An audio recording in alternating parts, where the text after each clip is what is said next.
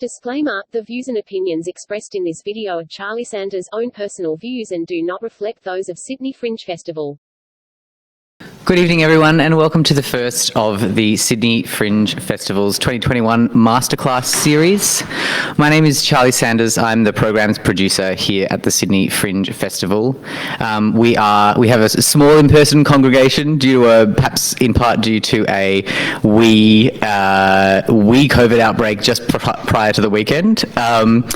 And we are also live on Facebook, so welcome to those of you joining us from home or from your commute or wherever you might be.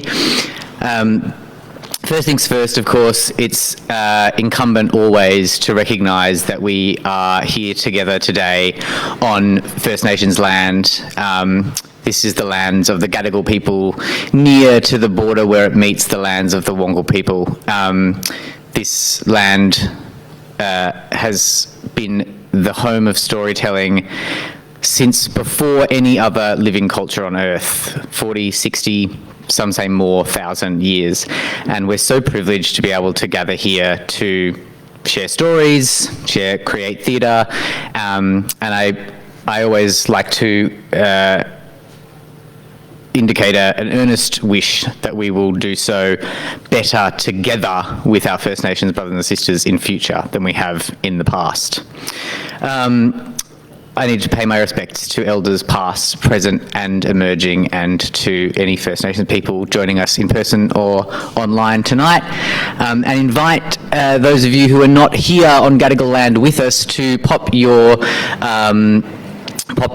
what country you are coming to us from in the comments so that everyone can see the breadth and beauty of our great land. So I'm Charley Sanders, as I said. I'm the program's producer here at Fringe Festival, and I am taking this first masterclass on budgeting and finance, which kind of sounds like the boring one, and sometimes it is. Certainly it can be boring to do, but I will try to make it fun, and I will try to remind you of the ways in which your budget management and financial stuff can be creative, and can be a part of your creative process throughout it. So why am I sitting here? Partly because I work at the Fringe and I was free, but partly also because I have been in your position.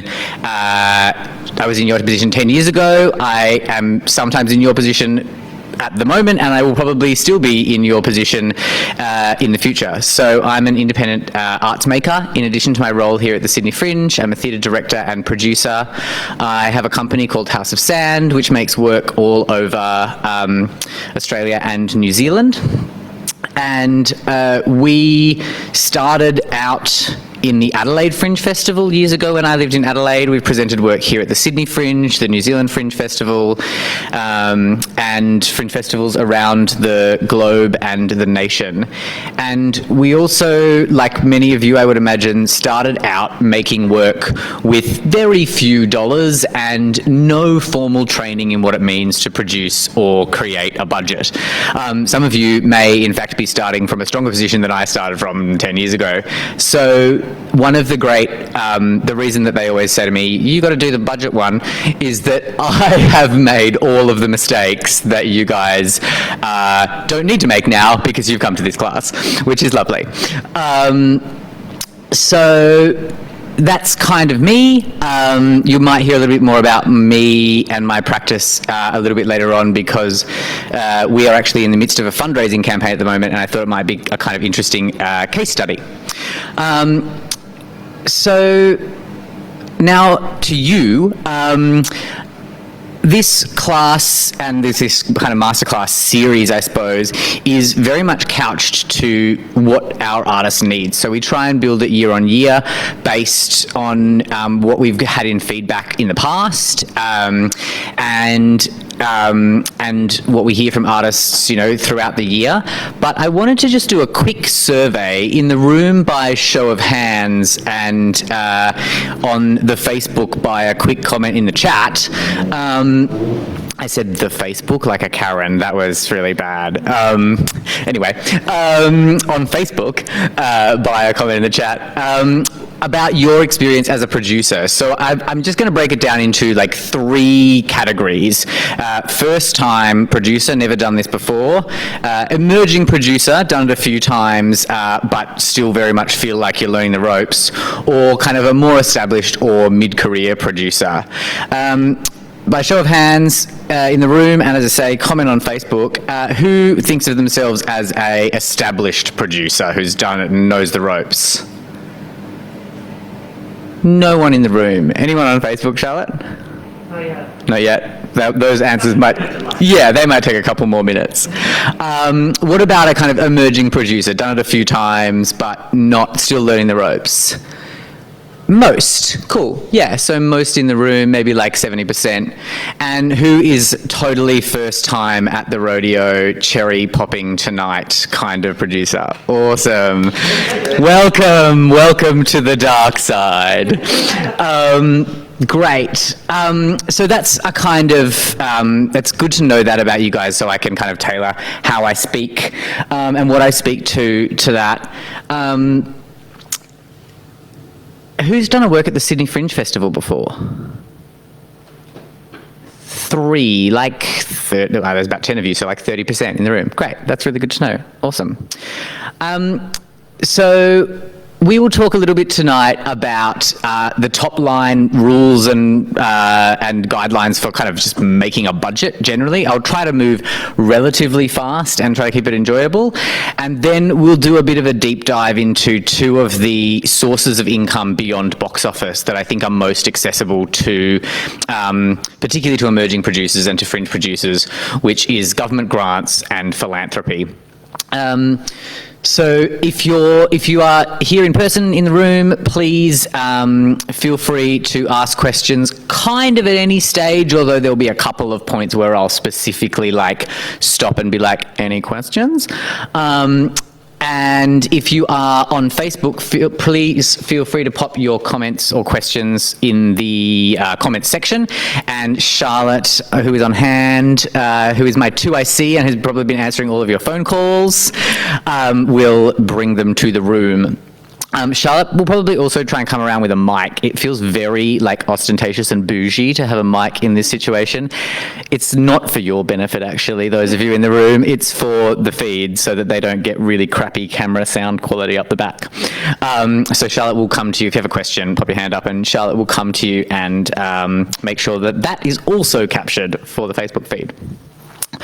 So this is masterclass number 1, Fund It, budgeting. Budgeting and producing and presentation.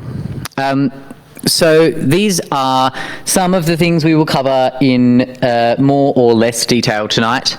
How to accurately estimate ticketing revenue, or your net box office, which is a term that is used broadly across the industry. Some sources of other income, which we'll dive into later, capturing the different kinds of expenditure that you have, a budget contingency, what it means, why you have one, and how you figure out what to make your contingency, and then a couple of different budgeting models for co-op or profit share, or different models in terms of your artist's fees, and tracking and record keeping, which is particularly important if you do have other sources of funding than your own box office. The bottom 2 are highlighted because we'll do a bit of a deep dive, as I said, into grants and diversifying your income, including through philanthropy. So a couple of top line, really kind of first things first things to think of. The most important thing to know is what your financial arrangement is with your people. If you are a totally solo maker artist, that might be one thing, but very few creators of live performance don't have some kind of relationship, and the worst possible position you can put yourself in is to not have a defined model with your co-collaborators. So make sure that that's A, clearly defined, B, everyone's happy with it, and C, that it's in writing somewhere, even if it's just an email. and an email that says, this is our formal agreement, is always a good way to make that a bit more formal. If you are working with artists who are on a fee, confirm those fees or confirm what the profit share model is, and we'll talk a bit about that later. And have a think about what kinds of models you might want to use and have the financial capacity to use. Co-op, profit share and risk share are three of the most common for fringe artists. Broadly, the difference between profit share and risk share is that in a profit share, one producer is taking all of the financial risk, but the profits are shared. And in a risk share, all of the artists involved are taking an equal or equitable portion of the financial risk, and then also the profits are shared in a similarly equitable way. So co-op can refer to either of those things. Of course, you might be in a position to be paying fees, which, awesome, good on you. And you might be in a position where you're not intending to make money, and that's okay, but you do want to cover your costs, certainly. And transparency, that's a kind of first principle. In terms of everything we'll talk about tonight, it's all getting you into a position where you can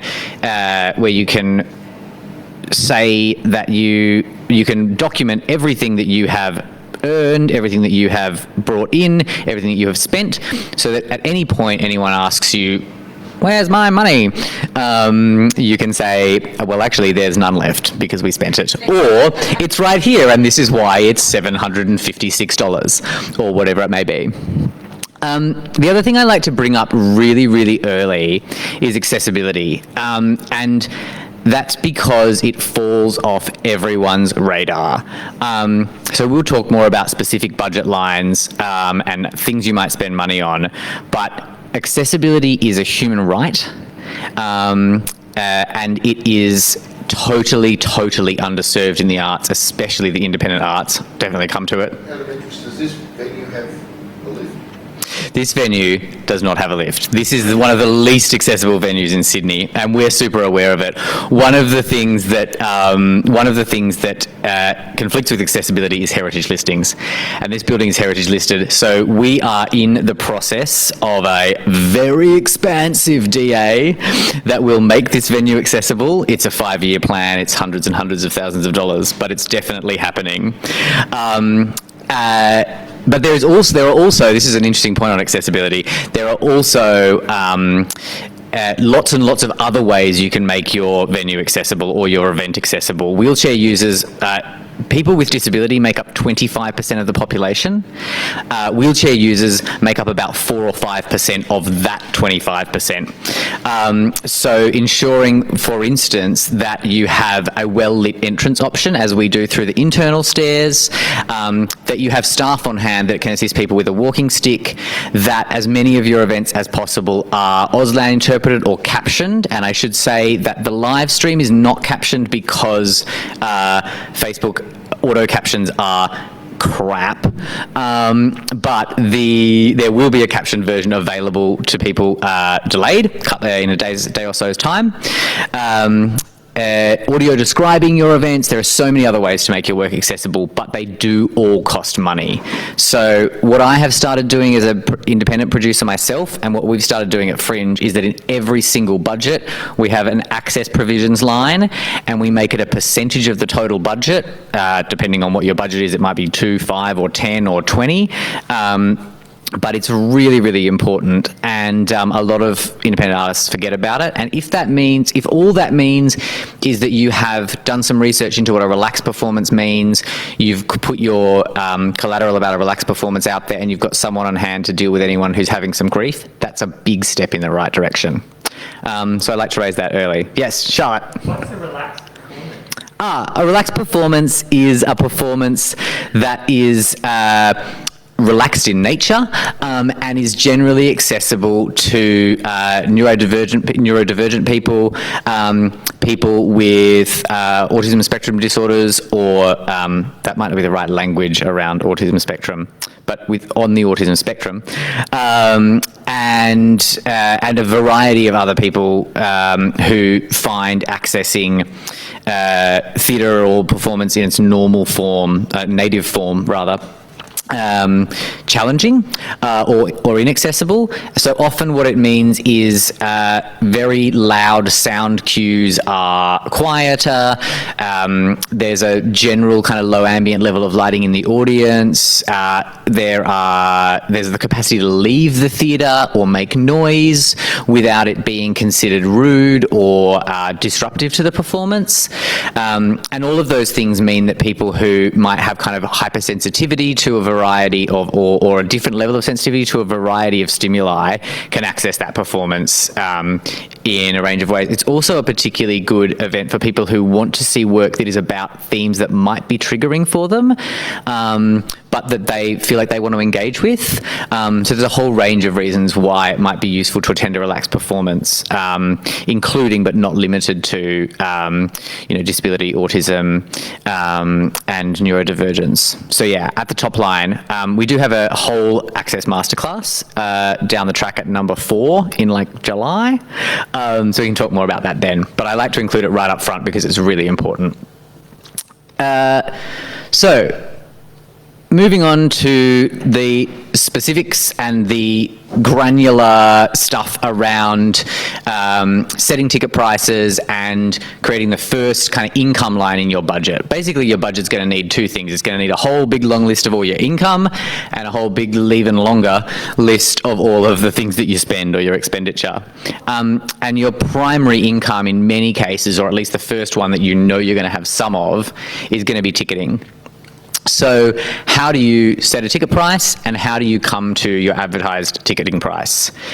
Australian consumer law requires that the advertised ticket price must include GST if that's a thing, all credit card charges and all transaction fees, both inside charges that you as the artist pay. At Fringe you don't technically pay any of those, and also booking fees, which the customer nominally pays, which at the Sydney Fringe there is a $4 standard per ticket booking fee. That is nominally a customer fee, but it must be included in the advertised ticket price. Variable fees, like handling fees, which we have a 2% handling fee that is a platform fee, they don't need to be included.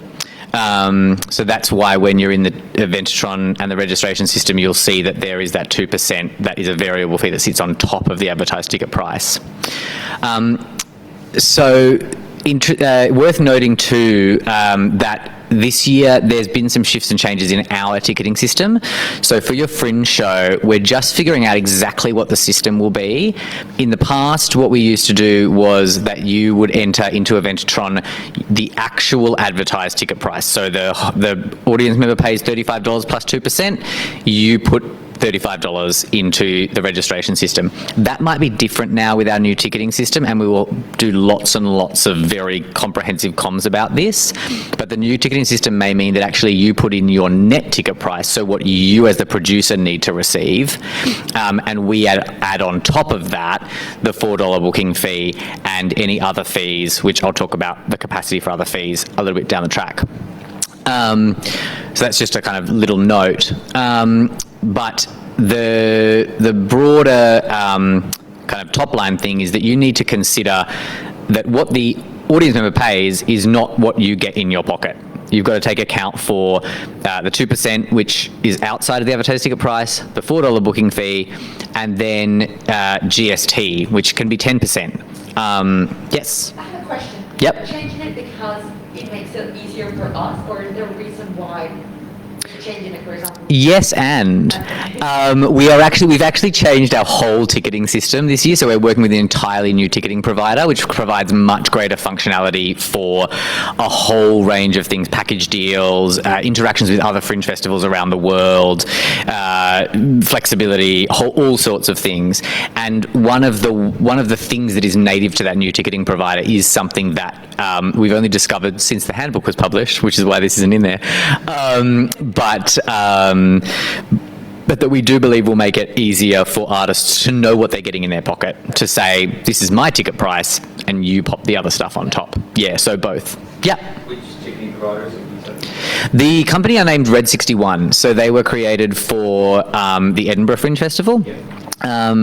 And they are the ticketing provider for the Adelaide Fringe Festival, Perth Fringe Festival. So they're specifically set up for Fringe festivals and the particular things we need.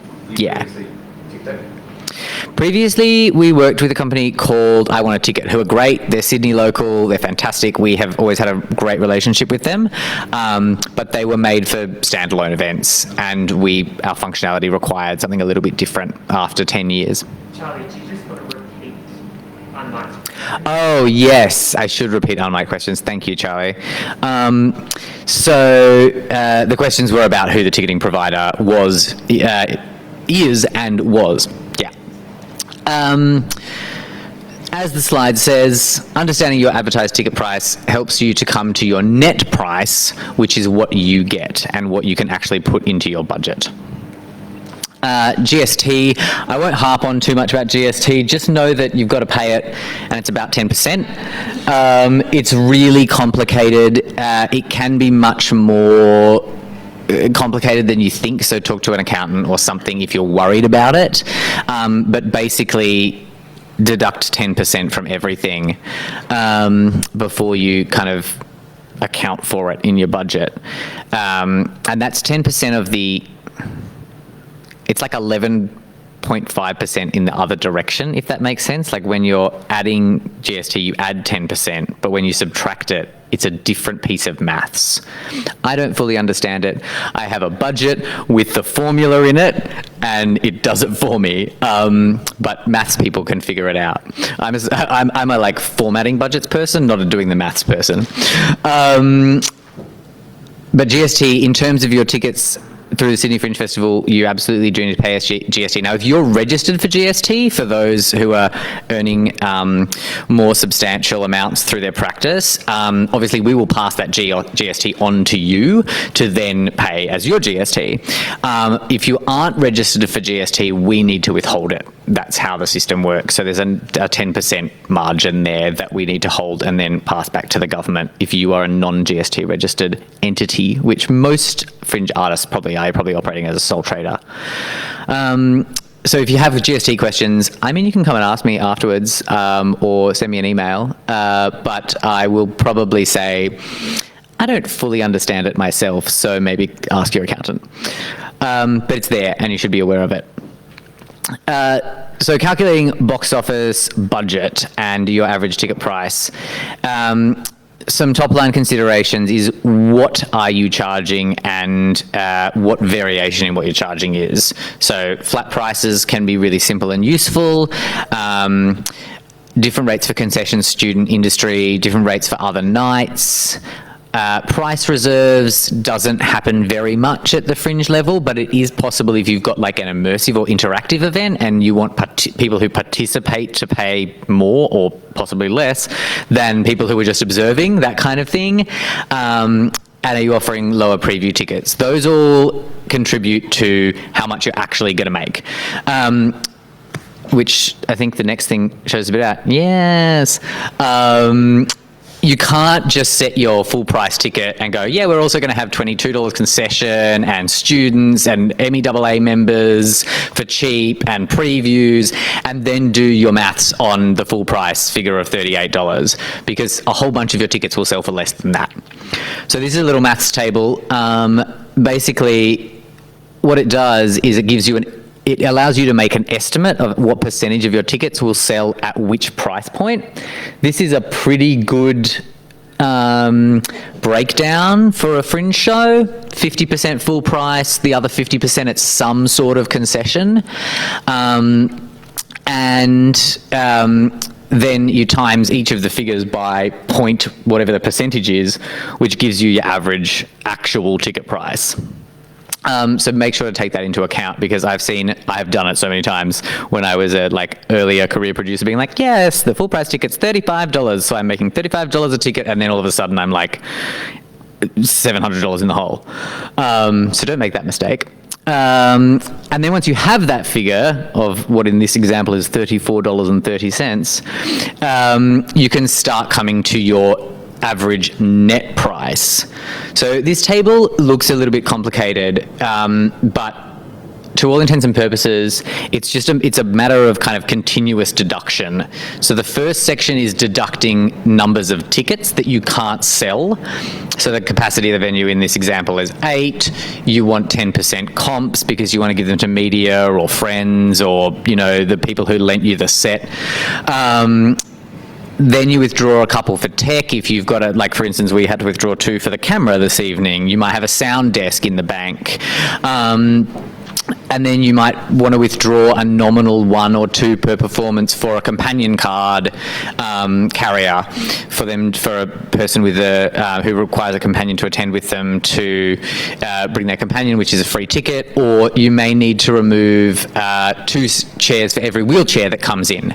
So you might want to remove a nominal 1 to account for that. And they all just make up for the things that you might lose seats to. So that then gives you your saleable capacity as a kind of estimate, which in this example is 11 seats less, which is quite a lot in a house of 80 seats. Then that's per performance, and then you've got the number of performances, and your total saleable capacity is number of performances times saleable capacity of any one show. Then you take that figure, your average ticket price, and you deduct all of those fees we talked about. So the credit card commission or booking fee, credit card or variable fee, the booking fee, GST if that's a consideration because you're not registered for GST, and a venue ticket share or a co-producer's ticket share. So some Fringe venues, we have done a split in some of our venues. Some of your the registered venues that you might work with will do like, we want $10 from every ticket because we're giving you X and we're not charging you a flat venue hire, or we're charging you a reduced flat venue hire. So that might be another thing that you lose in before you get to what you actually receive. And then that gives you your average net ticket price, which you can see when we started at $38 2 slides ago is actually quite a lot less. And then that gives you times by that $29.79 times by however many tickets you think you're going to sell gives you your net box office. So at 100%, that's one thing, but you're probably not going to sell 100% of tickets. So we highly recommend that you do your budget based on approximately a 30% sale capacity. That's pretty standard across Fringe festivals and independent production outside of curated venues. And we historically, over the last couple of years at least, do a good amount better than that we can celebrate, like 40%, but not a crazy amount better than that across the breadth of Sydney Fringe Festival events. So our average ticket sales in 2019 across every single ticketed event was, I think, 37 or 38. It was 39 or 40 in our festival managed hubs. So, if you do it on 30, you can feel relatively safe about that. Now, of course, nothing is a guarantee. We'll talk about marketing and actually making your show awesome down the track in a couple of masterclasses time.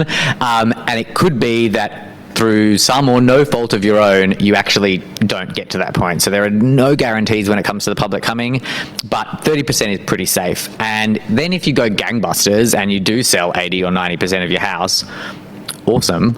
And you've got all this money to make the next show or pay your artists like an actual living wage or other things that you might not have considered as possible. So that's what we recommend. Couple of other little wee notes, read ticket prices. Really, this is a really important one, and it seems really obvious, but so many producers don't do it. Decide on the rules for discounts and various prices before tickets go on sale. There is nothing worse than an audience member having paid, $40, and then there being a new concession added after tickets go on sale, and they go, oh, but I was eligible for that concession, give me a refund. It annoys our ticketing staff no end. They will yell at you. It won't be a fun time for anyone. The customer will be unhappy with us. They'll be unhappy with you, and they won't have a good time no matter what happens, even if we have given them the partial refund or whatever it was. So know what those rules are going to be, and also plan your additional discounts. If you're going to do a discount code discount, it's really good to know, like, what's the trigger point for that, who is eligible for it, and, you know, what all of the kind of planning for what those discounts is going to be. The other thing we really, really strongly encourage is to discourage late booking and to encourage early booking. So early bird discounts are awesome and rush tickets are crap. And I say that kind of, you know, without prejudice, but encouraging late booking is a really, really it's a really negative cycle within our industry, that as soon as you start encouraging late booking, it encourages people to think about late booking and to think they might get a discount in the future if they book late, and it produces certainty about what they're going to make. So we really firmly encourage people to encourage early booking and to discourage late bookings. We don't run a rush ticks. Many fringes run a rush ticks kind of platform. We have moved away from running one of those officially. We will still do it by request because you are the producer, but we don't encourage it because it's not great for the industry at large, and it's actually not great for you as an individual producer because you have no surety about what's selling. At Fringe this year, you will enter into Eventatron your prices, including GST, but X ticket fees, venue, share, and built-in forced drink. Clearly, I added this sentence on this slide, like late this afternoon. That should say first drink. So that was what I mentioned before. You'll pop in the prices that you need to receive back, but including GST, because obviously some producers will receive that GST. The built-in first drink thing I will just pause on for a second. There is a model that we have been working with in our venue since the middle of last year, actually, before it was even our venue, but we were kind of co-working with the Old 505 to present work here. And we are trialling at some of our venues this year as a response to COVID capacities, the reduced, the really difficult financial climate we find ourselves in. So some venues at Fringe will have a first drink built into the ticket price. And what that means is that what it means at the top line is that the bar in the venue we know pays for itself. Theatre audiences in particular are notoriously bad at drinking at the venue where they see shows unless there's an interval, and bars can end up costing venues a huge amount of money. So as an advocacy piece and as a kind of audience and government education piece, we're building the price of one drink into some of our ticket prices at some of our venues. If you're programmed in one of those venues, you'll know it like way, way, way before, like by the end of this month, and we'll be able to have a conversation with you about whether you're comfortable being in one of those venues. But it's a system that has been working for New York jazz clubs and New York cabaret bars for decades, and once it's established in a city, everyone just absolutely accepts it, except that the ticket prices are a little bit higher, and artists are then safe in the knowledge that the audience have paid for the extra stuff the audience gets, a beautiful bar, a lovely foyer experience, and not the artist, because otherwise that's a cost that venues need to pass on to artists. So for people who are in venues of that kind, we'll raise that before we program you into that venue, and we'll talk about all the implications of it. But that will be another fee that will be inside some tickets this year at Sydney Fringe. So that's box office income as a kind of top line, but quite detailed. Any questions on that at this stage? Probably everyone knows, but what does philanthropy stand for here? Philanthropy? Yeah, like what does it mean? Like Yeah, so the question is philanthropy, and we'll come to that in a second. There's a whole kind of section on philanthropy. But in a sense, at the very top line, philanthropy is generous giving. whether from $1 to $10,000 or $20,000 or $100,000. Anything else specifically on box office income? Yep. When it comes to the ticketing where you say that we can decide on our net price, is the retail price transparent?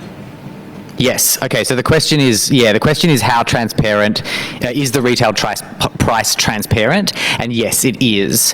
So on the front page of the website, when all of the events are listed, the price will say, e.g., $35. Or it'll say the range, so 25 to 35, including your concessions. When you get through to when the audience member selects the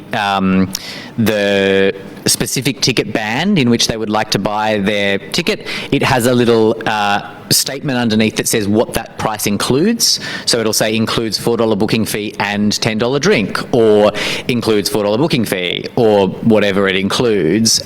So everything apart from your net ticket price and the GST is annotated there before they... I wasn't clear in my question, forgive me.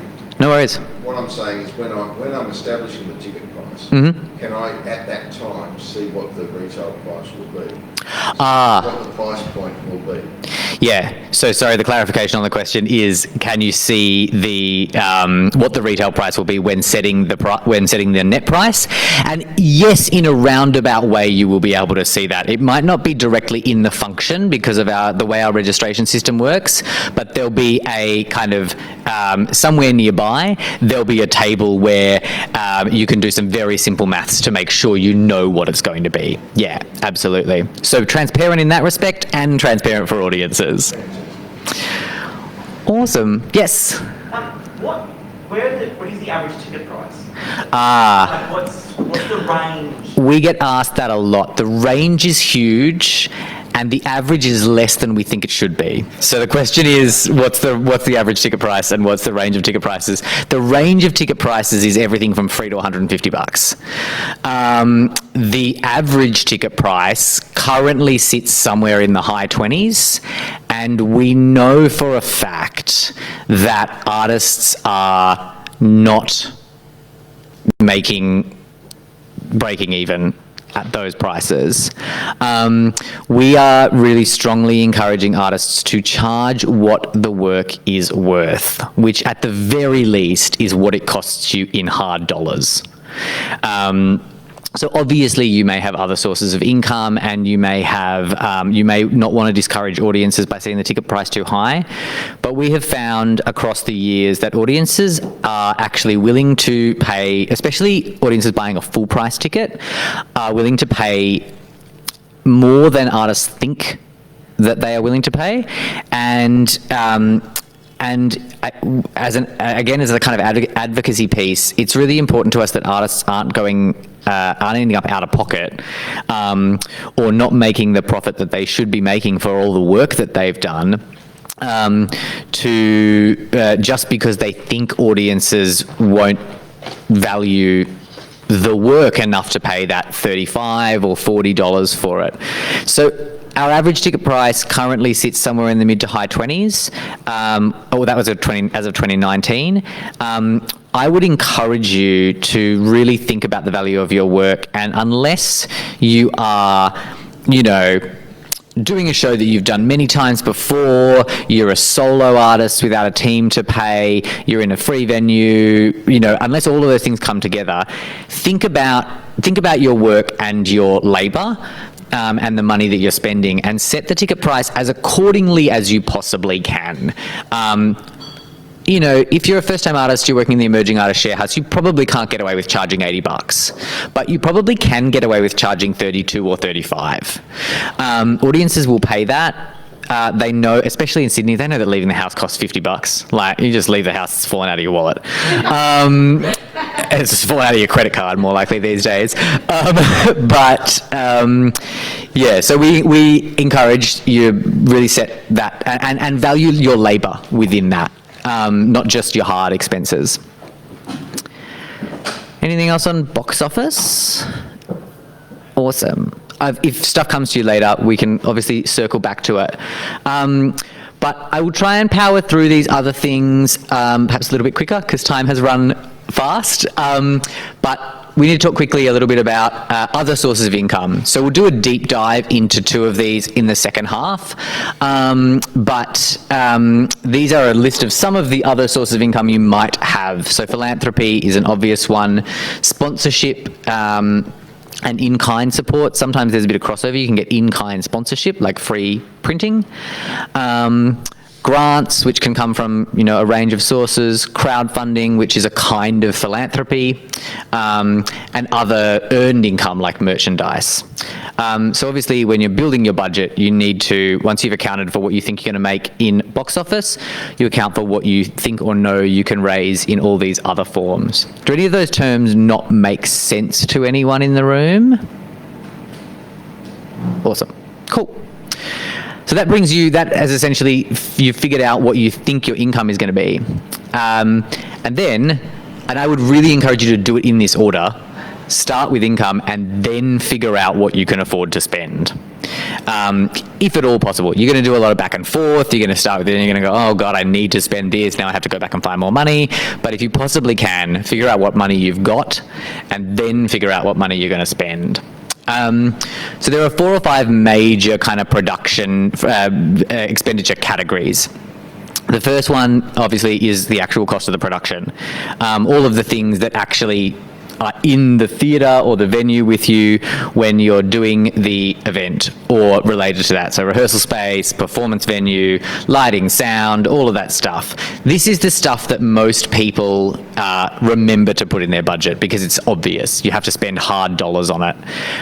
The ones that occasionally get forgotten are transport. Moving stuff around can be expensive if it's bigger than whatever vehicle you own.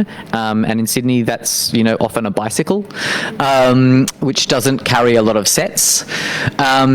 Incidentals, things like tea and coffee for the cast at rehearsals, if you're going to provide that, or, little pieces of tech gear dongles. Dongles are incredibly expensive, and if you're running a show with projection, you need like 74 of them.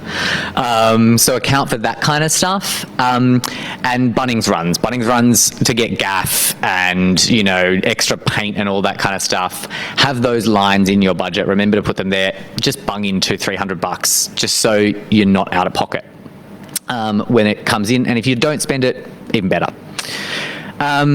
As the little note says, I tend to, and I think it's pretty good practice, is to have a line for each kind of major department within production in your main budget, and then a separate sheet for stuff where it's going to come in dribs and drabs of $5 and $6 and $25, like the Bunnings Run line. So we have a template in Eventatron that kind of shows how you can break those things out and have a separate sheet that then feeds back into your main budget and make sure you're keeping track of all those tiny little expenses. Marketing is obviously a really substantial cost. It has gotten a lot cheaper to effectively market shows than it used to with the rise of social media and online marketing, of course, but it is still a major expense and you need to think about it fairly substantially and early. You need to think about what you're going to do and you need to think about how much it's going to cost. So there's a list of like 76,000 different things that you might do to market your show. You might only choose to do 2 or 3 of them. But you need to think about how much you are able and willing to invest in those things. And even the smallest things do cost a little bit of money. Opening night invites for for the press and the industry. They're costing you time to do and send out. That's not a hard cost, but it's a cost. But also, it's a sacrifice of a ticket you could potentially sell. So, how much is that going to be? Catering on opening night, similarly, you might want to make the industry and the media feel great, and that is a valuable thing to spend money on, but only if you've got the money. And then there's all the normal things, digital advertising, posters, flyers, etc., etc. Those listening at home, I'm going to imagine some of you are the interstaters, and a hot tip for Sydney is do not print 76 million flyers and do not, come hell or high water, go and street flyer. In other cities, especially the big fringe cities like Adelaide, Perth, Edinburgh, people standing on the street corner handing you a flyer is a massive thing and no one thinks twice about it. Don't waste your money on those flyers. Print a few to have in your handbag for a person you actually get into conversation with at a pub during your season, and you can give them one as a piece of reminder marketing, but don't go ham on flyers. Similarly, we're not a big posters city. For live music, a bit, yes. There are poster walls around, but realistically, unless you can afford to be on a bus stop, I would be putting most of your money into digital and online. And internal to Fringe advertising, such as ads in the guide and ads on our website, which, I mean, it sounds like we're just doing some revenue raising, and we are, but we are also, it also is, that's where our target market is. The people who want to go to Fringe shows are reading the guide and are on the website. So it's a really, really targeted piece of marketing, and it is good value for money compared to advertising in Broadsheet or Time Out or Scene Star, because those guys are looking for general cultural events. You know that if someone's come to our guide or our website, they're specifically looking to come to the Fringe. That was my little, product placement moment for the night. You'll get more of those next time at the marketing masterclass. Touring expenses, this probably won't affect most of you in the room for your Sydney Fringe season, but it might affect some of you on Facebook, and it might affect some of you in the room when you take your productions elsewhere. So obviously consider flights, accommodation, freight. Again, transporting sets is expensive. Ground transport when you get there. Living away from home allowances, that's a kind of, for anyone who's not aware of it, it's a additional fee that you pay to artists, whether they're earning, equity minimum, a living wage or not, to ensure that the extra expense of being away from their home in terms of meals and transport and other things is covered. Not everyone in the independent sector does it, but it is really good practice to pay that even if you're working in a kind of co-op model. Administration costs, these are the ones that often get forgotten. So they can seem small and they can seem negligible, but they're really, really important.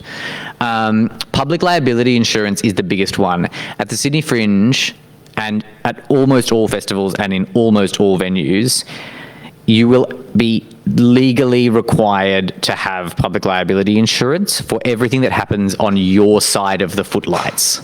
So the venue will have public liability insurance if a light falls on someone's head or if they trip over a cable, but if your actor stumbles and trips into the audience and headbutts someone, or a piece of your set falls over, that's your liability and you need to be covered for that. We will absolutely require you to send us your public liability insurance if you're presenting in one of our managed venues or our Fringe hubs, and 99% of venues will require you to provide it all over the country. And if they don't, they should, because you're still liable, even if they don't have that on record. It just means they're liable as well.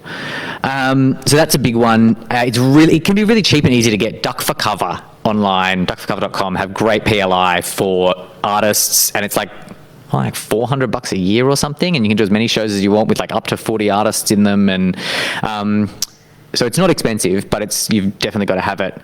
The costs of things like phone, postage, that doesn't affect people as much now as it used to, but it is still an impact on your phone bill unless you're on a totally unlimited plan, or anything you print like programs, those things are important to consider, and just put those little lines in your budget, bung in $50 or $100 here and there, just to make sure you're covered for it. One music license is the other really important one. If you use any work that you don't own the rights to, so that's a play that you buy the rights to, which is the next one down, performance rights. Everyone knows if you're doing it Tennessee Williams play, you need to buy the rights to it. What a lot of people don't always realize is that if you're using more than 4.6 seconds of a Beyonce song, you also need to have the rights to that song. You play, All the Single Ladies, just even half the chorus, you need to have bought the rights. They're not expensive, but you need to go to One Music, which is an online platform that deals with both the recordings and the composition of any music that you use, and you need to get one of those licenses. There are some things that are totally restricted from use, like ABBA. Just don't even try it. Michael Jackson, don't even try it. You're not allowed to use there's a lot of things that you're not allowed to use in any context outside of their original context, which is like to be played on a record, CD, music app, or the radio. So they're all just things to consider. And then those other expenses. Sorry, I have a question. Yeah, absolutely. When you say about the music, I understand that it's like inside of the, when you are performing. But what about the ambiance music? That's a really good question. Ambient music in the venue. You don't need to pay for ambient music in the venue, generally speaking. Most venues have a blanket One Music license for everything that happens before the beginning of the event and after the end of the event. So the foyer is fine, and if you're really sneaky, sometimes you can put a piece of disallowed music in the curtain call and get away with it if you really want to do that, because it's technically the end of the event. So yeah, venues will generally have that sorted. If you're in a pop-up space that you're looking after, it might be worth considering and checking in. But all of our venues, for instance, will have that foyer stuff sorted out for you. Yeah. And then the last couple of expenses, we talked about accessibility before. I tend to just add a line and bung a random, not a non-random figure in there, but a figure at the very beginning to make sure that I've made some accounting for whatever it is that I can do in terms of accessibility. And a contingency. This one says 10%. Depending on your budget, it can be more or less, but on a kind of relatively unfunded indie kind of show, 10% is a really good amount to start with as a baseline. All a contingency does, it means if you go over on some of your budget lines, you've got something there to buffer it, and if you make slightly less than you have anticipated in your income, you're not already in the red as soon as you sell one less ticket. I have a whole slide about contingencies. Budget contingency. Yeah, that's what I just said. Great. I haven't looked at this for like a year. Generally you put it in the expenses column as an additional expense, and then if you don't spend it, it can help out in terms of not earning as much as you thought it would. The final thing to talk about in terms of budgets themselves is artist fees. So obviously you need to have, you need to account for fees for your artists. Now you can account for them in a range of different ways. There's all these different kinds of artists that you might need to work with. We can talk a lot more about how you build your team in the third class, which is the making one. But how you account for those fees is really important. So I would always encourage you to start from a kind of nominal in-kind figure. So that means you're providing your labour free of charge, but valuing it accordingly from at least minimum wage, if not equity minimum, because you are working. This is work. So in terms of like accounting for the value of your production, which you may well need to do for grants and other things, which we'll talk about in a second, account for it at least minimum wage, if not equity minimum, which is industry kind of union minimum. But in terms of what you actually pay people, you may well not be able to afford that. And you may, as a collective, decide to do a whole range of different models. One of the most common ones and one of the most equitable, fair and good ones is the profit share model. So what that means is that you come to an understanding of the demands of the role, and you give everyone a share in points of the profit. And then whoever's invested the money for marketing and sets and all that, they get their investment back first, and then whatever remains, you divvy it up in those parts. So this is a pretty simple example. They've got a 5-person team, and they've decided that the sound designer actually, that's not as big a role as everyone else's, but everyone else is pretty much the same. And so they've divided up, they've given 2 points to everyone else, 1 to the sound designer, and then 2 to the company. So the company profit share is a kind of additional line that you can have or not have, but it accounts for that, the producer person's time, or for the clout that the producing entity, if you have like my company House of Sand, we have a reputation. So we then get a cut that we can then invest back into the next production, and that rolls on and is able to kind of build the build a kind of small kitty, but also the sustainability of the company. And then you add all those figures together, divide it by that many, and give everyone as many points as they have at the end, or give. It's not really giving, it's like paying them for their work. Does that make sense as a baseline, kind of how a profit share model works? Yeah? Cool. Other ways you might want to set it up, you can do a risk and profit share. So we talked about that before in terms of like, you can ask everyone to chip in $200 or $400 or whatever it costs, which means that the investment is equal as well as the return. You can do a profit share with a minimum guarantee. So you as the producer say, I'm only, as a floor, I'm going to give you all $1,000, or I'm going to give you all $500. And if I lose more money, then be it on my own head because I'm the producer.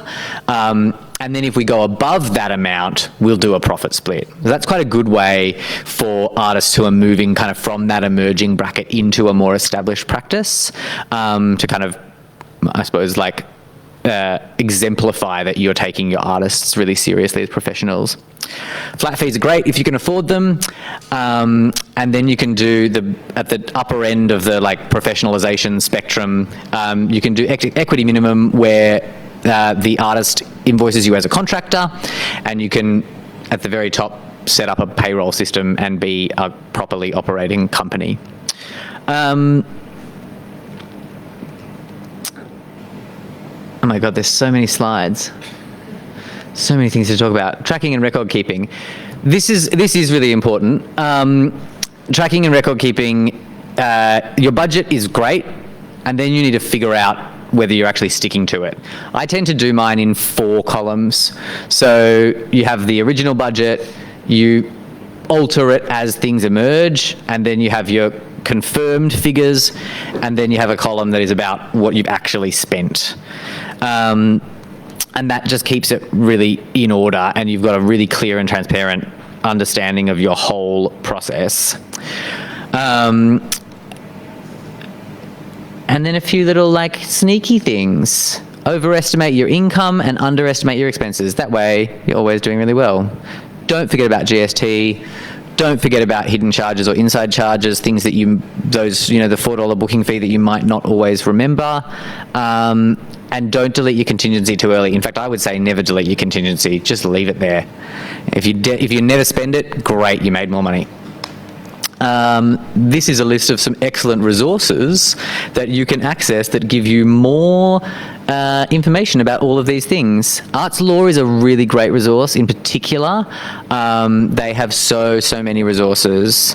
And the MEAA Independent Theatre Guide 2018 is it's like a phone book, but my God, it is so useful in terms of figuring out your model and a really ethical, equitable way to make independent work when you can't afford to be paying people equity minimum.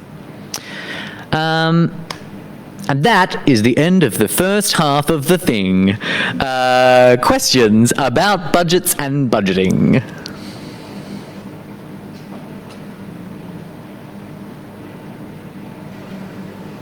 No questions is also fine.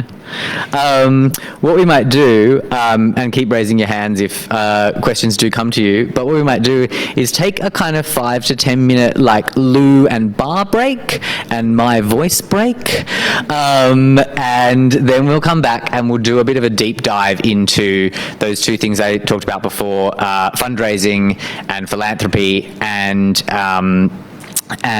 government grants, and they'll be about kind of 15 minutes each, and then we'll have a time for like a bit more of an open chat and any other questions. Anything before I call interval/bar break? Yes? Yeah, sorry, I was late. The trains were really delayed. No worries. Get the slides somewhere? Or? Sure, I hadn't thought of that, but yeah, I can send them through, absolutely. Charley, can you remind me in the morning to export the slides to PDF and send them to everyone, please? Absolutely, yeah. Any other questions? Otherwise, hold on to them if they occur to you over the drink. Great. We'll see you back here in 5, maybe let's say like 8 or 9 minutes.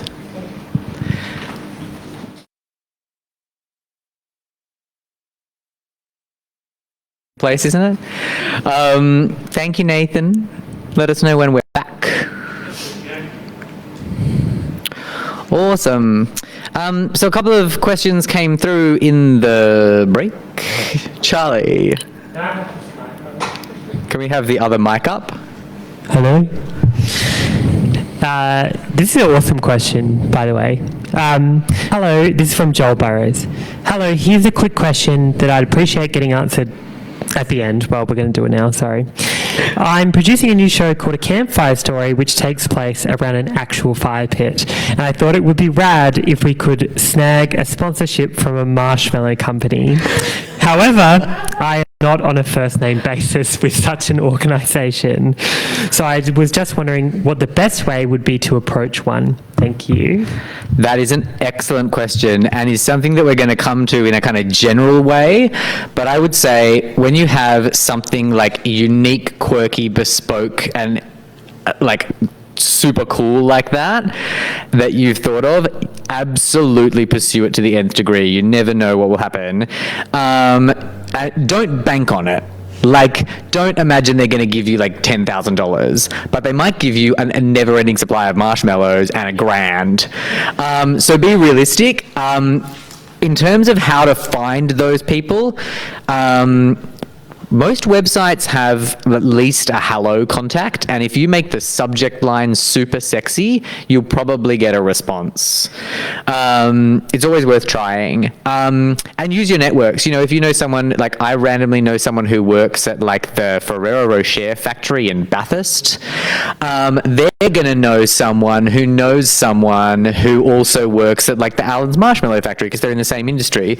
So think of those weird, like that's what I would do. I would reach out to that person and be like, do you know anyone who works at like Allen's? Think about people you know that are in related industries. A personal connection, even if it's 2 or 3 degrees of separation, is always a really, really good way to get into that.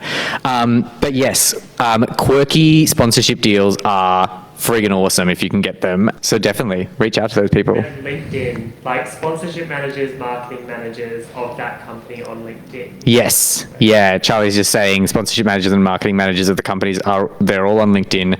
People in business are all over LinkedIn. I have a profile because I have this job, which is like an admin job now. But as an artist, I never realized how much I was missing out on just like ways that you can get in contact with people that they will actually respond to by being on LinkedIn. Was there another question on the Fuche book? Cool. Any in-person questions over the course of the wine break? Awesome. We will dive in I went with other funding sources first rather than grants because just randomly. So we're going to look at a variety of different funding sources and strategies quite quickly, but hopefully it just gives you a bit of a sense of them and with a bit of a focus on philanthropy. And I'm going to play you a little video because I'm that kind of bougie. Actually, I might not do that because I just realized that it's not cued into the thing. So here are the basic major sources of income that you might consider, unless you're being incredibly innovative, in which case you might have 10. Box office we've spent an hour talking about. Private philanthropy and donations, of which the second to bottom thing, crowdfunding, is actually a subset. Corporate sponsorship, like getting the marshmallow company to sponsor you, government grants, or indeed trusts and foundations or private grant making, which kind of sits somewhere between philanthropy and government grants, and other fundraising initiatives like events. For instance, is the obvious one there, having a kind of quiz night to fundraise for your event. The thing I would caution, we won't talk much about fundraising events and other fundraising initiatives, but the thing I would caution with event-based fundraising is if you are fundraising for an event, putting on another event can be as much work as putting on the main event. So know how much bandwidth you have for that. Main things to consider at the top of your list in terms of fundraising: know the facts, know what your work is about, know how much it's going to cost, know what themes, what your audience base is, your historical sales figures, all that kind of stuff is what backers are money people. Even if they're backing you by $20, they want to know that their $20 is going to go as far as you can possibly make it go. So having your financial figures at your fingertips and your other facts in terms of your reach, the style of, and your creative facts, the style of your work, your training, the experience of your team, all of that stuff, really important to have it right there. Build your credibility with people. There's a kind of related thing. Make sure that you are doing all of your due diligence across finance, creative, and other facets of your kind of business, which is what you need to start thinking of it as if you're not already. And exemplify those again and again as you work with people. Have a strategy for fundraising. We'll talk about that. I'll give you a bit of an example with philanthropy.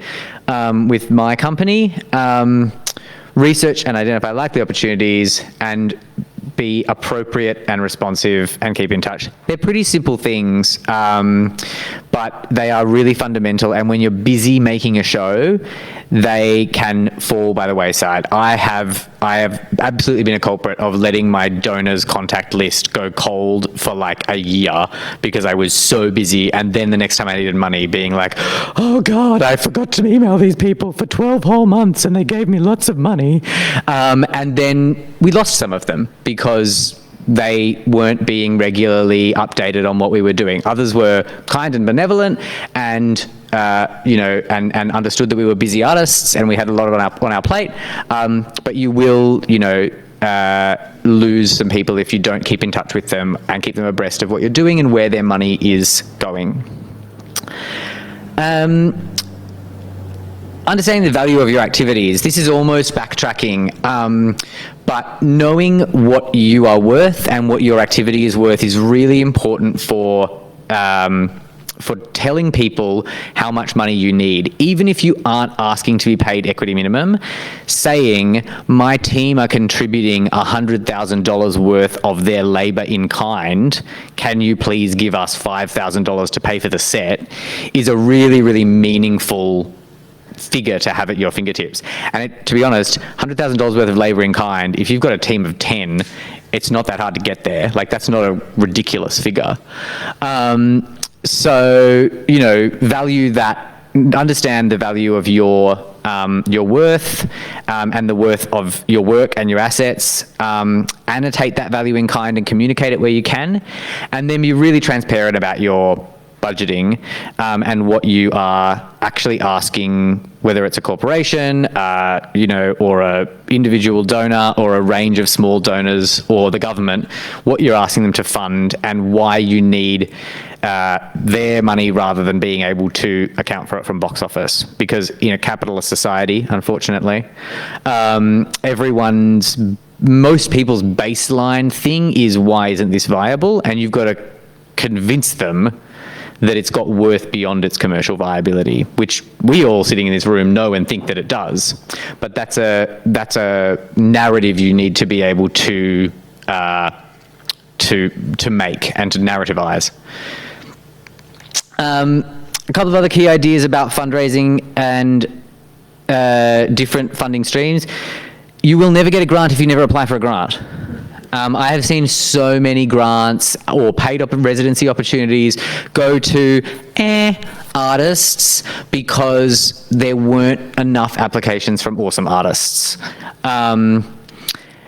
And that is true of, that's true of the approach to the Marshmallow Man. If you never approach him, you're never going to get his $1,000 or his $20,000 or his 46,000 marshmallows.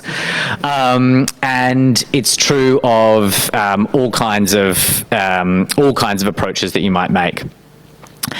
The other big one in terms of all funding is community. The government gives us money to build community. Corporate sponsors give us money because they want to feel like they're part of a community. Philanthropists give us money because they actually want to be part of a community. Everyone has an understanding that a belief that money and community are interrelated, and they are interrelated. So know that when someone gives you money, they are asking to be at the party, and know that the way to get people to give you money is to invite them to be at the party. That goes across all kinds of things, and is particularly true, I think, with philanthropy. Couple of quick things on corporate sponsorship, especially since we got asked the marshmallow question. Never write a Dear Sir Madam letter. It will never get responded to. Find someone's name, or if you absolutely must, say, "Hi there, I'm looking for the person who can deal with X." Never use anything that's not your mailing list as a mailing list. And if you're asking people for money, unless they are very, very loyal, email them one by one. Don't write to companies that say they don't support your kind of work. They're not going to change their mind.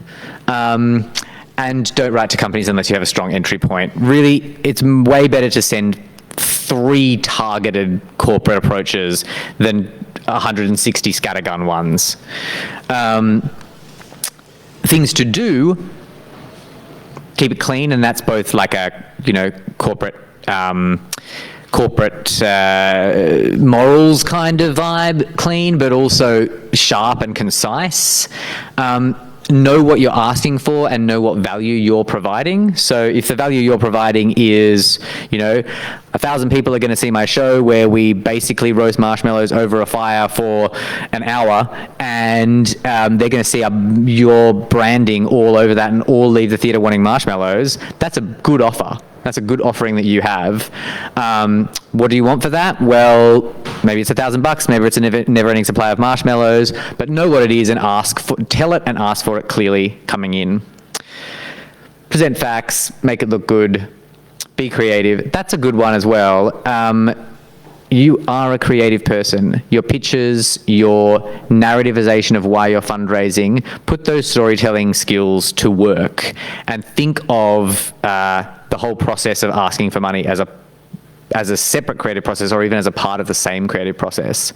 And then it can be fun and inspiring, and you can come up with cool new ideas that also are fed into your fundraising strategy. Philanthropy. This is where I'm going to kind of break from the slides slightly. How do I ask people for money? Philanthropy is a massive, massive growing concern.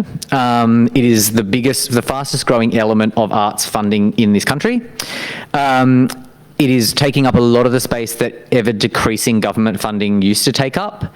And particularly in the wake of the pandemic, people who can give really want to give. So you should definitely consider philanthropy, if not in the immediate term, in the long term when you're making your next project and your next. Asking people for money, especially private individuals, can feel really hard, and it can be hard, but it comes back to what you have, which is a unique creative thing and the capacity to bring a community together. Philanthropy is one of those other things that is all about who you know. But that's not necessarily a bad thing. So my company, House of Sand, we have fairly substantial and effective philanthropy arm. We started it in 2018 when we were doing a very substantial season of work. So we knew we had a big public offering. And we went out and we engaged some serious high net worth donors that were kind of loose acquaintances or acquaintances of acquaintances. And we invited them in, we asked for their input, and we raised something like $30,000 towards a major work, which had other smaller seasons next to it. And it was a lot of legwork, but 70% of those donors are still with us 4 years later. and they continue to give regularly. They are a core part of our company family. Many of them have become advisors. One of them, in particular, I can think of is a lawyer, and so he now gives us a bunch of free legal advice once in a while. Another is very closely connected to the arts venues community and is a philanthropist across a range of different arts institutions in a city that we don't work very often in, that we're about to work in again, and he was able to give us a bunch of advice on which venues to approach and how to approach them, because he has those relationships. So philanthropy doesn't just pay off in terms of money, it pays off in terms of a whole other facet of things in expanding your family, your creative family. But it has to be genuine. It has to be a genuine connection that you're making with those people. And you have to know how to talk to them. The video I was going to show you, which is, I mean, it's fine. You can look it up. It's on the Australian Cultural Fund right now, which is a great platform. And it's the pitch video for our current fundraising campaign, which is for a project called That Was Friday. And it's 2 minutes of Eliza, my sibling and creative partner, and I talking to the camera, and 2 minutes of snippets from our first couple of developments. It's a 4-minute video. It cost us $500 to get it professionally edited. We filmed it on iPhones. And we've raised $9,000 in 3 weeks. And that's partly because we've got some dedicated donors, and it's partly because we, have a broad network, but it's also because we put in the time and the work and the energy, and we opened up the possibility of people coming to us in that way. I often like to think of it in terms of like people buying a ticket to something. They are buying a ticket for the experience. Philanthropists are like those people who go to a bar and buy rounds. They're like, I want everyone to enjoy this, so I'm going to buy a round and make sure that everyone can come to this event. If you can identify with that person, you can identify with a philanthropist, and then you can open a conversation with them that's meaningful and reasonable and values both your work and their contribution. So yeah, a little bit off book, little personal storytelling moment, because that's what I do. But that's philanthropy, pretty much. And then crowdfunding. So crowdfunding is just like really, really small bits of philanthropy that you ask for a lot of from not rich people. In short, it kind of had a vogue, and then it's a bit out of vogue, but it can still be a really useful philanthropy avenue. If you don't know lots of rich people, or if you don't even know a few rich people, but you know lots of people who have like a full-time job and think you're awesome, and you have a really broad network, crowdfunding can be a great way of funding a project. The thing that I would caution against with crowdfunding is offering too much in rewards. It's a bit like the events thing. Like, you can spend all the time writing haikus for people and making them 30-second video clips and whatever else it is you promised, and never actually get around to making your work, or restrict the amount of time you have to make your work. But it can be a really great way to get people who would be happy to pay for, say, 2 tickets, buy a best friend a drink, but wouldn't necessarily buy a whole round, to contribute to the making of your work. That's probably a useless slide. The thing that I will talk about is the Australian Cultural Fund platform. I have never been a big advocate of anything in my life. The Australian Cultural Fund is a platform it looks like a crowdfunding platform, but instead of rewards, what your donors get is tax deductibility. So when a charity asks for a donation, the person who gives the donation can write it off on tax at the end of the financial year. When you do a crowdfunding thing, you're offering, a haiku or whatever it is as a reward. What the Australian Cultural Fund does is that they run a platform that in itself has tax deductibility status, and they are specifically about promoting the work of independent artists who don't have tax deductibility status because they're not a registered charity. So if you register a project with them, you have to exemplify that you are a bona fide artist, that the funds will all go to the project, but can obviously include wages and fees for you and your team. And then instead of doing the kind of, I'm going to give you a haiku benefit, the platform allows for those donations to all be tax deductible, which means that they're on a par in terms of tax offsets with donating to Oxfam, and it can serve as a crowdfunding platform for small donations, lots of individual $20 and $50, but it also is a real attraction to those slightly higher kind of net worth individuals, which is how they're described in the philanthropy community, to actually give a little bit more. Any questions on philanthropy and other fundraising? Charlotte, something from the web. Something from the information. I'm such an old lady. The Facebook and the web. Anyway. This is from Jack. So this is just back on approaching corporates. So should things like specific figures and dollar amounts be included straight away in the initial email? Thank you, Jack, for that question. I think it depends on who you're talking to and what your relationship is. Specific figures in terms of the value of what you're bringing to the party, I would say yes. Specific figures in terms of what you're asking, I would tend not to put that in a first email unless you have a really good playful tone. Or you already have a relationship through some other channel, or you've been introduced by a good friend, that kind of thing. I would probably open with we'd love to open a conversation, and then if you get the first response, then be specific, but not demanding. It is a balancing act. It's all about your communication style. But that would be my kind of top line recommendation. Any other on philanthropy, fundraising of any kind? Cool. I've just said everything you need to know. That's why. Let's talk quite quickly, but not stupidly quickly, because otherwise you won't get anything out of it, about government grants. Government grants, so this is kind of my principal field of expertise, is getting the government to pay me to make work.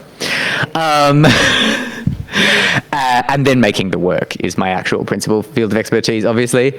So let's talk a bit about them. What is a grant? A grant is basically free money.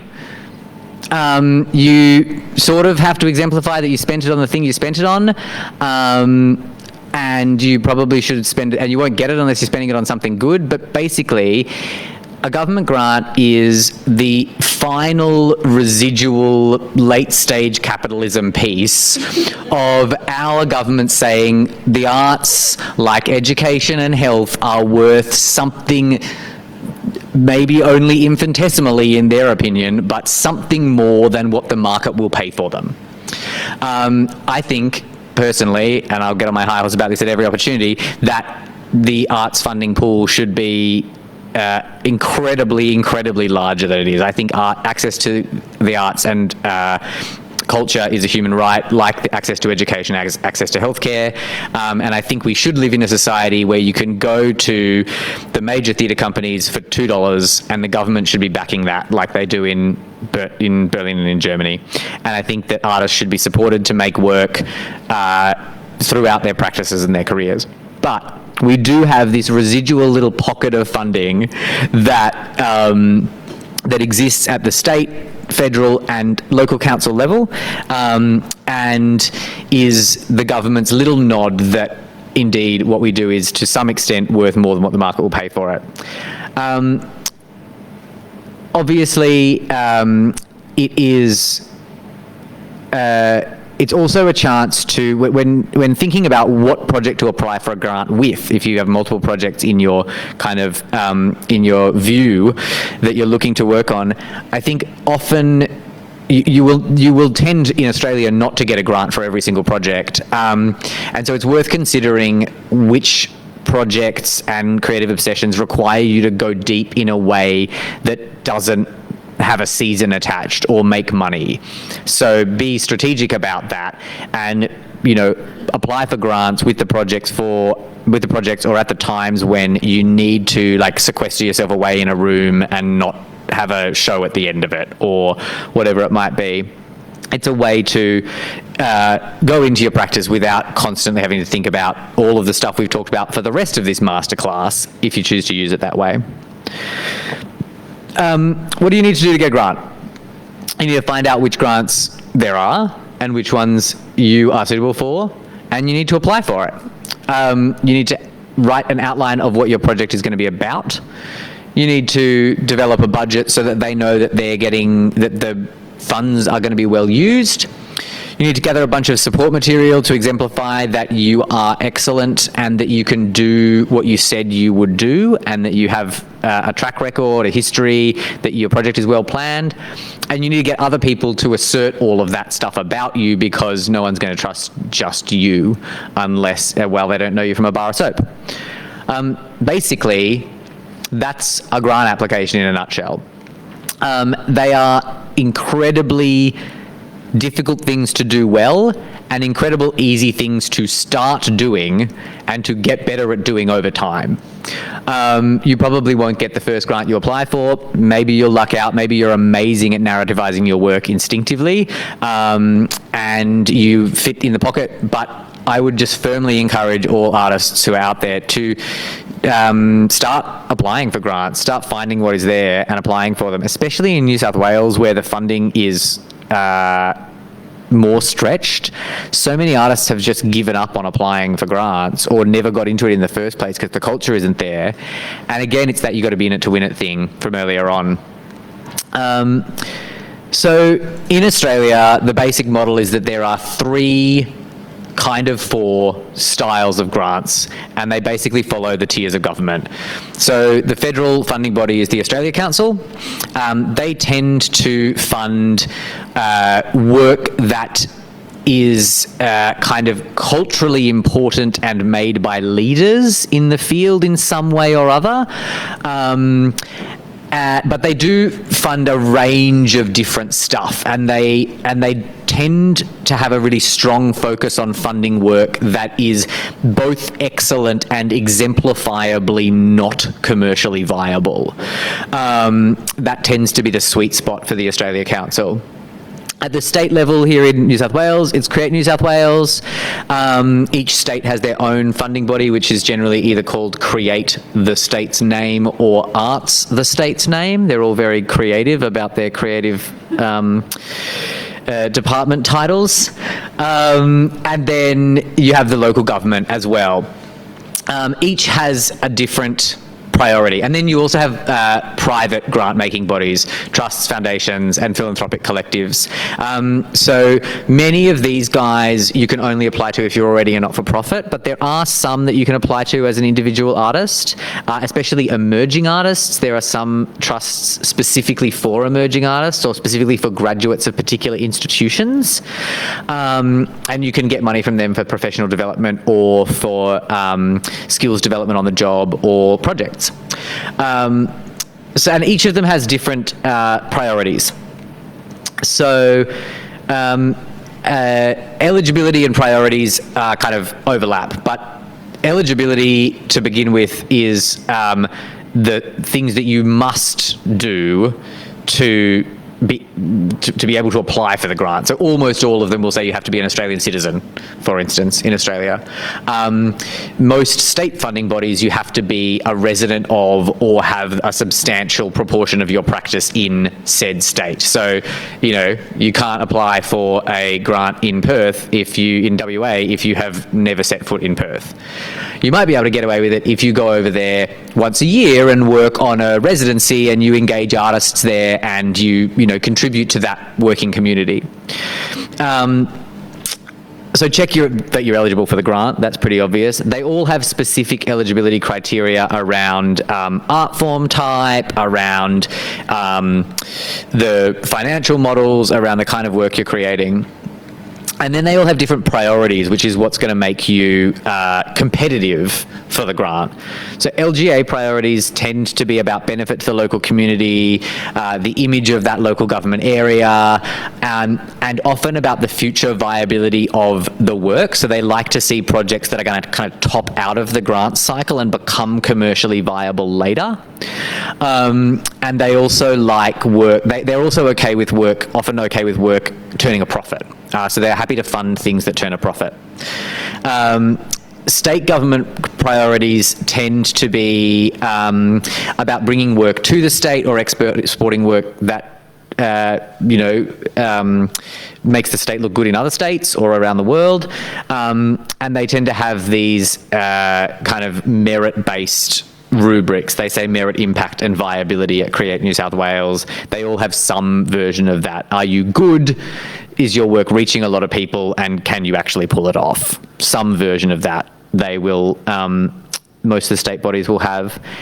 And then the federal government's priority, as I say, they are particularly interested in supporting work that they're the most interested in that gap between commercial viability or kind of market value and the worth of work as a standalone thing. But they say merit and viability, much like the state governments, and then they give you specific options that are to do with their priorities. Creation, audiences, access and participation, and international are their current 4. They change every 5 years or so. They have a strong focus on First Nations work, work from underrepresented communities, as they very much should. So find out what the priorities are and see, at which level of government or who else with trusted foundations, who you fit their priorities and how you can speak to their priorities. Every bracket of funders has different rules on artist pay, which is a really important thing to consider. If you get a grant from the Australia Council, you have to pay all your artists' equity minimum. So there's no point in getting a $10,000 grant for a project that's then going to cost $30,000 in equity minimum for your rehearsals and performances, because you will end up $20,000 out of pocket because you are obliged to pay them equity minimum by the virtue of having that grant. State governments tend to be a little bit more flexible on that, but they do want to see artists getting paid. LGAs will often fund work that is volunteer-based if you can exemplify that it's equitable and fair and endorsed by those artists, that they're willingly and happily giving their time in kind. And then make sure that you can acquit your grant. So that comes back to your budgeting stuff from earlier, and that you actually only put in your grant application what you can actually pull off with the money from the grant and a reasonable figure on your box office and philanthropy or other income streams. Because if you get to the end and you haven't done what you said you would do, they can ask for the money back. I'm sure it's happened, but make sure you can do what you said you would do. The big thing with grants is to stay true to your actual product. Start with what you actually want to do. Don't let the tail wag the dog. Don't jerry-rig a project to the criteria just because it looks good on the criteria and then end up having to do a work that you didn't want to make. It may be that the work you already wanted to make is exactly what the funding body is looking for. That's perfect. That's the sweet spot with grants. But absolutely don't, kind of contort your work into some kind of, contortionist regime just to fit the eligibility or priority criteria of the grant, because you won't enjoy making it. It won't be your best work. Having said that, if your work isn't exactly at the center of the priorities, how can the priorities of the funder meaningfully augment your project? So, for instance, community engagement is big at the city. We did a project a few years ago which was a production of a radical feminist work called Revolt, She Said, Revolt Again. And community engagement wasn't at the beginning of the project going to be an intrinsic part of the thing, but we were seeking funding, and as we looked at the criteria, we were like, oh, actually, this can meaningfully augment this production. We can learn a lot about the community that we're living in, that we're speaking to. We can ask them to participate and contribute, and then we can invite them into the process so that they are seeing their words and their thoughts and opinions developed into a work and reflected back to them on stage in a really meaningful way. So we built a community engagement process that allowed us both to access that funding, to deepen and enrich our creative process, and also provide additional benefit to the community, which was the priority of the funder. So that was a really good example of how you can kind of augment a creative vision. And basically we got a $15,000 grant. We did $5,000 worth of more work. So we ended up with a $10,000 grant for the original project and a beautiful augmented project that had greater impact. So those kinds of things to think about. And then the other thing to think about is, where do the Venn diagrams cross over? You can just talk to the elements of your project or the priorities within your project that are right for the funder. You don't need to talk about the fact that other stuff is part of the project. You can just leave it and not mention that bit. I mean, you have to talk about it if it's an integral part of the project to a certain extent, but put your focus on where the Venn diagrams of your priorities and the funder's priorities cross over. Writing a great grant is, again, really hard to get right and really easy to start getting better and better and better at. But the top line things are, actually talk to the criteria. I tend to copy and paste the criteria and write like a paragraph to each one and go, at the simplest, go, we meet the criteria of X because we do X and Y and Z. And at the beginning, that's a really good way to start writing your grant applications. Or have them open on the thing next to it and always be comparing, two different documents. Be smart but simple. They want to know that you're an expert, but they don't want you to speak jargon.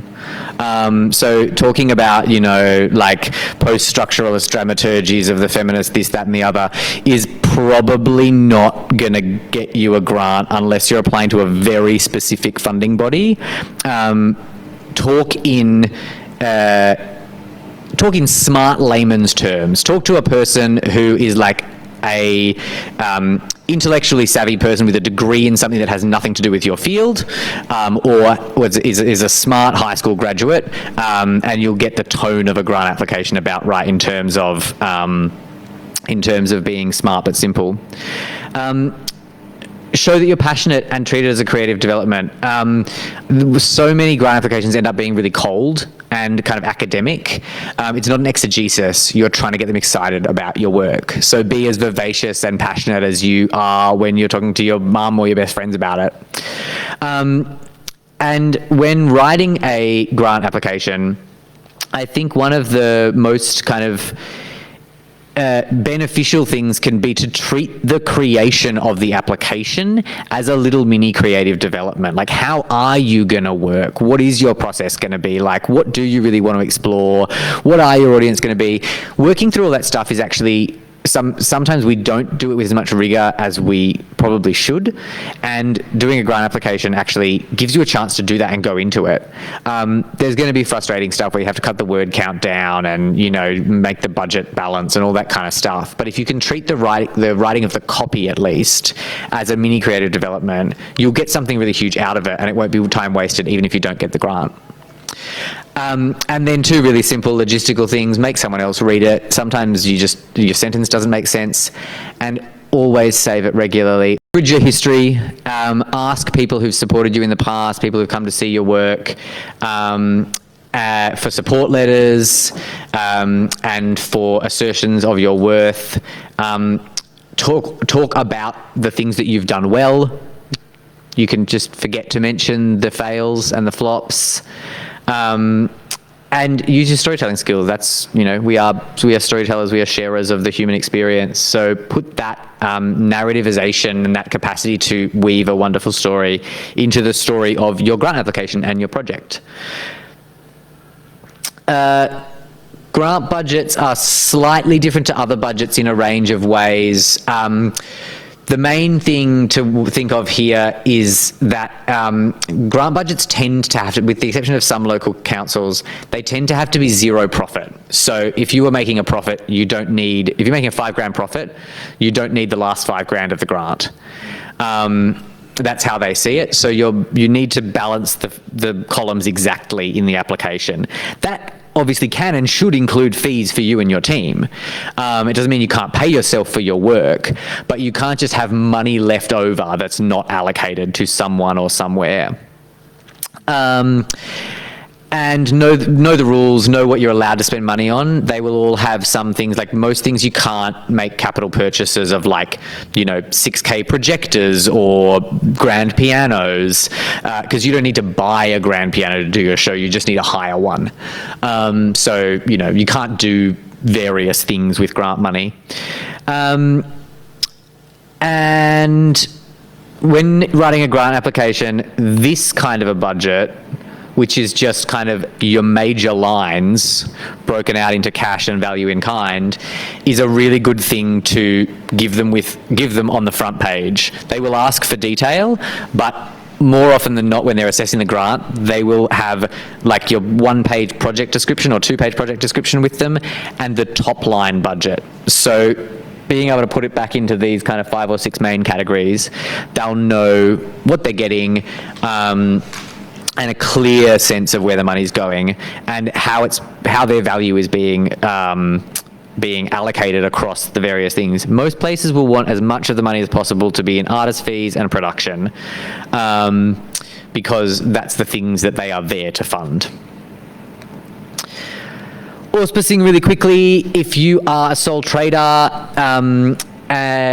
some grants you won't be eligible for if you don't have an auspice, which is a kind of constituted body. The Sydney Fringe Festival can auspice grants. We don't do it very often, but we can if you need a grant auspiced. And the way an auspice works is that they take formal financial responsibility for the grant, and they take a small fee, and they help you with your budgeting and financial planning. It's a fairly simple relationship, or it can be if you have a good auspice, and it increases your eligibility. It takes a little bit of work off your plate, and it can also help at tax time, because if you received like a $30,000 grant, that's all income, and you have to account for how you spent it, and make sure you get all of that. Like if you spent $28,000 on the production and you made 2, you've got to account for $28,000 as tax deductions. Whereas if you have an auspice, they deal with the 28 and they just pay you the 2, and so it's helpful at tax time. Building relationships with grant bodies is often forgotten. People do fund people they know, and that's one of the other things about getting your hat in the ring early, is that even if your grant's not perfect, they know you're there, they know you're interested, they're starting to understand who you are. And keep in touch with them. Grant bodies make grants because they're interested in investing in work. Invite the staff and the assessors, if it's one of those grant-making bodies that lets you know who the assessors are, to your work, because you never know when you're going to need to go back to them, and they will speak more highly of you in the next round of panel meetings or in other conversations with industry and, you know, the people around them, if they've seen the work and they thought it was excellent. Get to know the forms. You're doing multiple applications. I would really encourage you to start with general copy about your project and then specialize it towards the thing. It's just a time-saving device. And again, refer to the MEAA Independent Theatre Guide 2018 because it's great and ethical. And that is grants. 8 o'clock on the dot. Yes, that's the first time I've ever gotten through this masterclass in time. But we will run a little bit over because we started a little bit late, and if I would love to hear any questions or also like provocations, comments. I'm sure you guys have heaps of expertise, so there's probably things that I haven't thought of that you have. Thoughts, opinions, feelings, questions, comments, provocations, any of those, bring them at me. Yes? Yeah, you said that most funding is not for, so you have to be Australian resident. Does that mean that performers and musicians everyone has to be, or if the producer, for example, is an Australian resident and the performer is not, does that work? Yeah, so the question is about eligibility as a non-Australian or as a team that has some non-Australians in it. Generally speaking, it's the presenter and or the majority of the team. So my company works a lot in this way because we're a trans-Tasman company. My co-artistic director lives in New Zealand. And so we are eligible for grants there because she is a New Zealand resident. And we're eligible for grants here because I'm an Australian resident, which means we're eligible for twice as many grants, which is awesome. But in each project, we do have to assert and exemplify that it's benefiting that local community. So we won't get a grant from Creative New Zealand, for instance, to do an entire work here with an entirely Australian team, even though Eliza is a resident there. But we will get a grant there that includes bringing me across and one or two other artists from Australia if there are a critical mass of New Zealand artists benefiting and it's being presented to a New Zealand audience, for instance.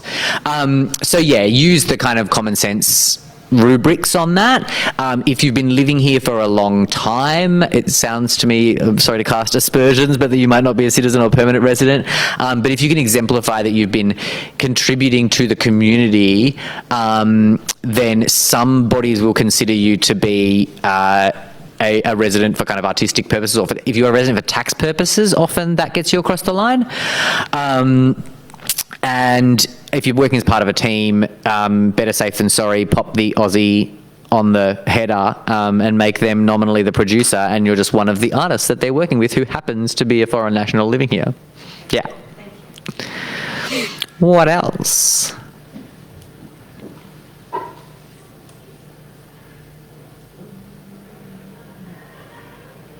Anything from the interwebs, Charlotte? Great. I've answered all your questions. We might leave it there for the formal sit-down live-streamed bit because I am beginning to feel like I've been on this TV talk show set for too long, and my voice is tired, and you all are probably tired because it's 8:03 and it's been 2 hours of me talking at you. But if questions come to you later, or if you have questions that you feel are private or you don't want to share in the group, I'm going to hang around and have a wine, and we are always available at the end of the phone line. As we said during the interval, Charlotte is on the end of the phone line Tuesday, Wednesday, and Thursday. She's lovely. Most of you have probably spoken to her in some capacity already. And she was the disembodied voice you heard reading the online questions for those of you who are on Facebook. She's great. On Fridays, our other artist liaison coordinator, or as I like to call them, my two ICs, Erica, is in, and she is also excellent. They both have a number of years' experience working with Fringe and Fringe artists, and are experts in all things, and not all things, but all things Fringe, and we'll help you out. And don't call on a Monday, because if you call on Monday, you'll get me, and I'm busy and angry, except for these things. No, I'll pick up your calls on a Monday and happily help you out with whatever you need. So we're always here. We are not the suppository of all wisdom, but we do know quite a lot. So give us a call. Thank you so much for tuning in online and for coming this evening. The next master. Oh, I have an end of night script. Hang on. There's things I have to say. End of session notes. The next masterclass is on marketing, publicity, and social media, and will be on Monday, the 31st of May. Presenters for that masterclass will include Octavia Hurst, who is our new digital marketing manager and tonight's bartender.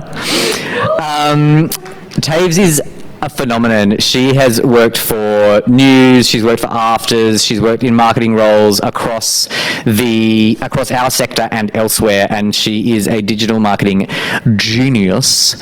And she's just joined our team after a year as a freelancer during COVID.